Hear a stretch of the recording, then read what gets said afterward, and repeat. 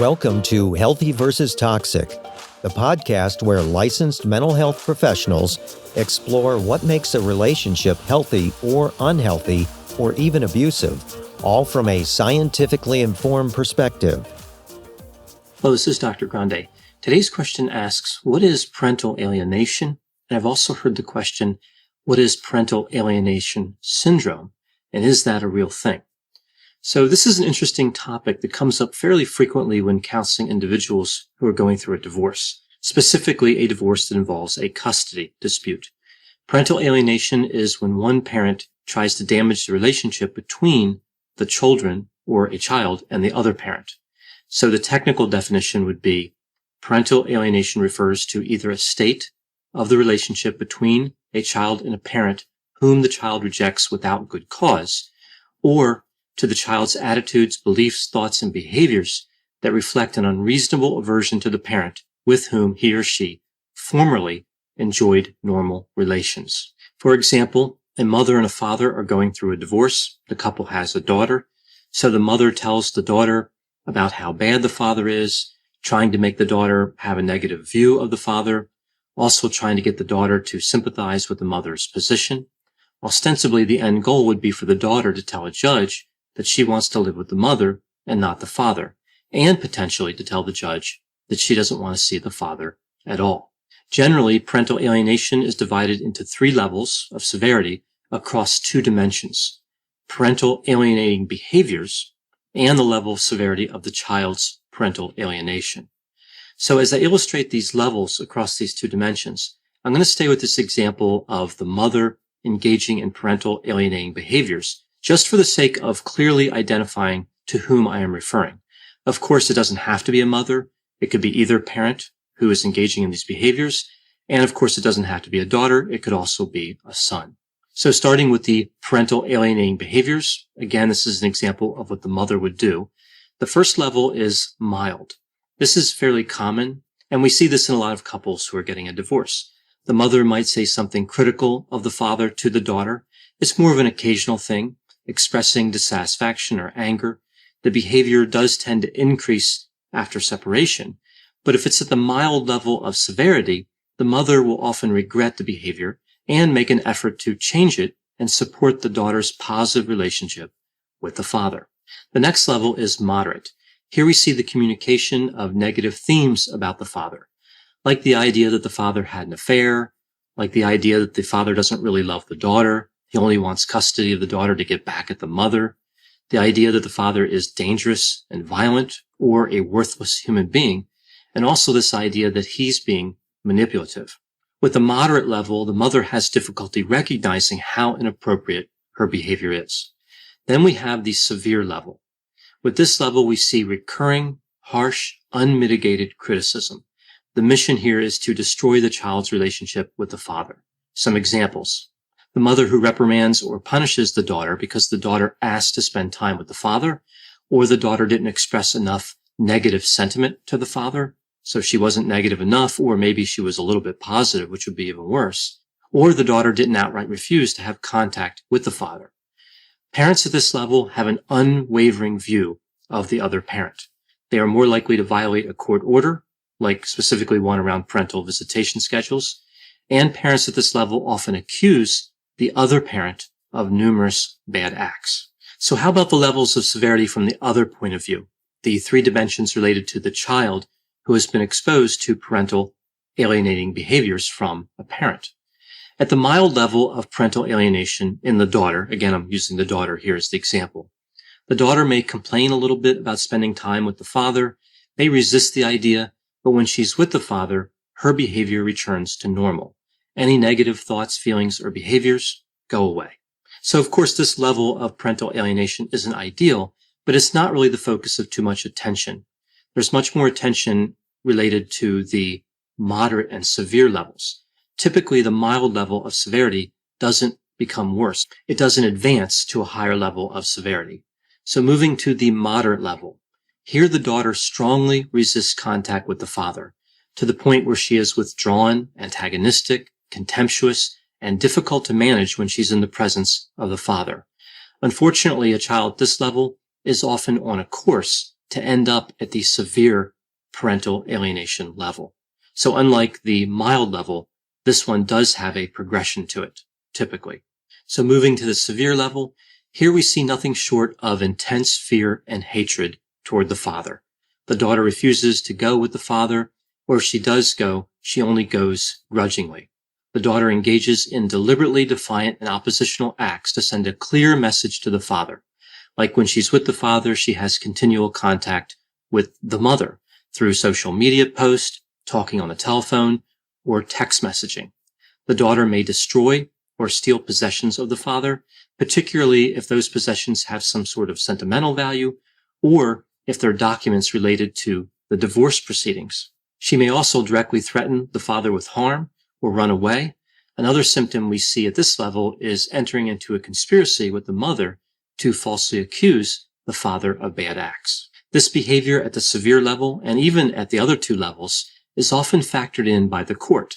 A judge is less likely to compel a child to spend time with the parent when the child behaves in this manner. Now, some mental health professionals and lawyers believe that claims of parental alienation should never be considered by a court. Most mental health professionals and lawyers don't believe this, but several do, and they have a few reasons for their beliefs. They say that parental alienation cannot be accurately identified, so it's a behavior that can't be easily verified. Someone can make a claim, and there's no way to prove or disprove that. Another reason would be that they believe the parental alienation claim is used by parents who simply want to escape responsibility for their own bad acts. So using that earlier example, the father would claim that the mother is engaging in parental alienating behaviors, even though he was guilty of maltreatment, and that really explains why the daughter is rejecting him. So perhaps he really doesn't want custody of the daughter for any other reason than to get back at the mother. This is referred to as a false positive identification of parental alienation. So the court believes the father when they should not have believed him.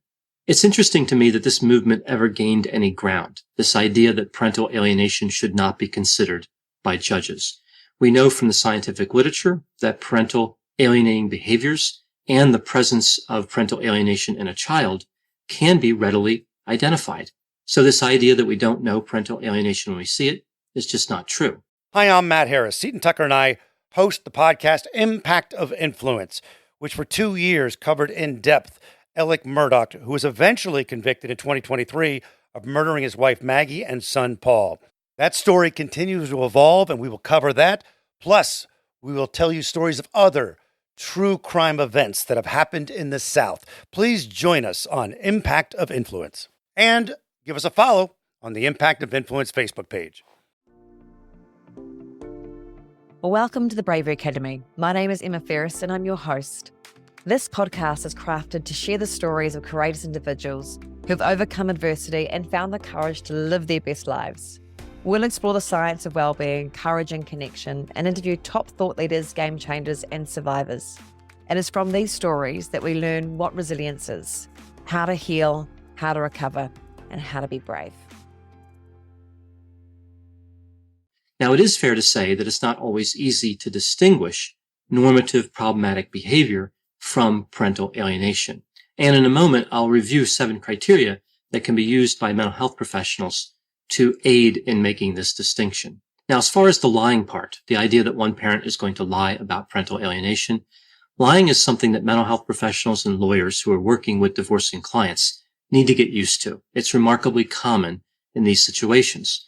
Sometimes it's not as much about lying, though, as just different perceptions, as well as emotions getting in the way of reason and clouding people's judgment. Just because sometimes people lie about parental alienation doesn't mean that all claims of parental alienation are untrue. Interestingly, this is the position taken by the professionals that want to prohibit courts from considering evidence of parental alienation. They believe that there are nothing but false positives when it comes to parental alienation, which seems like a really extreme and surprising view for people that in theory would have some understanding of science, human behavior, and the evaluation of evidence. Now, part of the problem here is that in the 1980s, there was this idea of parental alienation syndrome proposed by a man named Dr. Richard Gardner. He really took the theory too far, and it wasn't supported by any scientific evidence. Now, some people equate the idea of this syndrome to just plain parental alienation. The syndrome, of course, is not well supported, but the idea of parental alienation is. So one is a proposed mental disorder that was essentially debunked, and the other is simply a behavior. We know that parental alienation can occur and does occur fairly regularly in these custody disputes. These professionals are denying the reality of manipulation. Another example of the professional community not being aware of the presence and power of narcissism. They seem to be willing to believe that narcissism exists on the side of somebody alleging parental alienation, but they don't believe that if somebody's accused of it, they could be narcissistic or deceptive. Fortunately, this group of professionals is fairly small. The vast majority of mental health professionals and lawyers agree that a parent can manipulate a child into rejecting the other parent when the other parent did not deserve to be rejected or would not have ordinarily been rejected if not for the first parent's interference. So earlier I mentioned 7 criteria that may be used to help make the distinction between negative behavior in a child that's not related to parental alienation and negative behavior that is. This list of criteria, of course, is no substitute for a professional evaluation. Rather, these are considered guidelines to be used by professionals in conjunction with their clinical judgment. These criteria apply only to the moderate and severe levels of parental alienation. So let's take a look at the 7 criteria pointing toward negative behavior that was caused by parental alienation. So number 1 is that the behavior is persistent as opposed to temporary. So there's a chronic nature to it. Number 2, the behavior is frequent rather than occasional. 3, the behavior occurs in most situations rather than only in certain situations. 4, the behavior occurs without displays of love and affection toward the rejected parent. So a lack of balance there. 5, the behavior is directed toward only one parent. I've seen many situations where one parent believes that they're being rejected, and it turns out that both parents are really seeing the same behavior being directed toward them. So both parents are being rejected. Number 6, the behavior is not typical for the child's stage of development. This is always important to keep in mind. What should the child be doing based on where they are developmentally? And number 7, the behavior is disproportionate to and not justified by the rejected parent's past or current behavior. So what if it turns out that the child's behavior was not caused by parental alienation? What else could explain the negative behavior? Well, as it turns out, a lot of different things. Sometimes children are sad and anxious about parental separation. That makes sense. Sometimes they have difficulty adjusting to new situations and stress. They may be reluctant to spend time away from the parent that they believe needs more emotional support. So with that example of the daughter that I used before, the daughter may really identify with the mother and worry about the mother and the mother's emotional well-being. So it makes it look like the daughter doesn't want to spend time with the father when it's really about focusing more attention on the mother's needs. We also see that sometimes the other parent is hanging around with somebody that the child doesn't want to hang around with. For example, the father has a new girlfriend and the daughter doesn't want to spend time with that girlfriend. So it's not about really rejecting the father, it's about rejecting that girlfriend. Sometimes the child is simply closer to one parent than the other, and likely this situation would be a pre-existing situation, right? It would occur before the separation started. A child may feel more comfortable at one parent's home, like all their stuff is there, their own bed, their own TV. They're simply more comfortable with the setup of the room. Or the negative behavior simply could have already been in progress.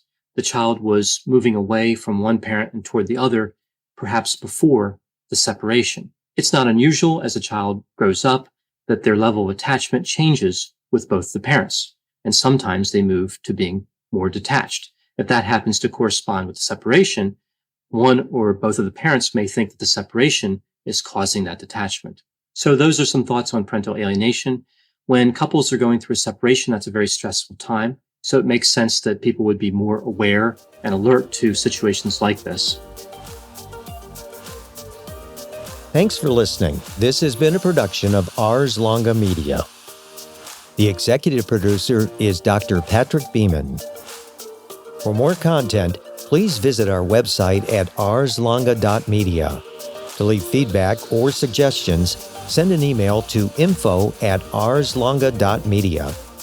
To find more content from Dr. Grande, including a link to his YouTube channel and his other Ars Longa podcasts, visit our website at arslonga.media. This podcast is intended for informational purposes only and should not be construed as medical or mental health advice. Ars Longa, Vita Brevis.